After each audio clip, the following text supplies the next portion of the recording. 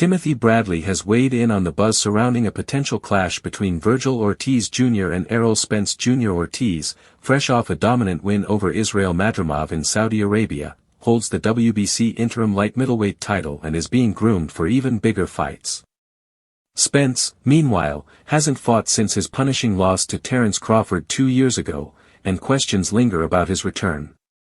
Oscar De La Hoya, Ortiz's promoter, has floated the idea of staging a high-stakes showdown between Ortiz and Spence at AT&T Stadium, home of the Dallas Cowboys. De La Hoya sees it as a homecoming party for Ortiz and believes it could sell out the massive venue. With Spence hailing from Texas as well, the bout could offer major local appeal, drawing fans from across the state. But Bradley didn't hold back when discussing Spence's chances if the fight goes ahead.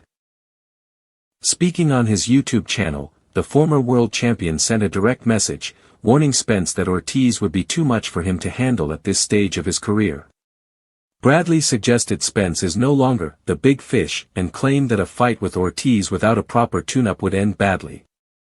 He believes Ortiz's power, pressure, and current momentum make him a serious threat, one that Spence isn't ready for after such a long layoff and a brutal loss. Bradley went as far as saying he'd bet money on Ortiz to stop Spence if they were to meet next. Spence was rumored to be eyeing a return against Sebastian Fundora earlier this year, but that fight failed to materialize. Now, his comeback plans remain unclear.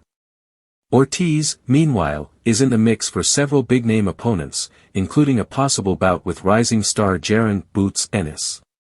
With De La Hoya planning a clear path, Fundora, then Crawford, and possibly Spence along the way. Ortiz's next steps could shape the future of the 154-pound division. Whether or not Spence is part of that journey remains to be seen, but the stakes would be enormous if the Dallas showdown does come to life.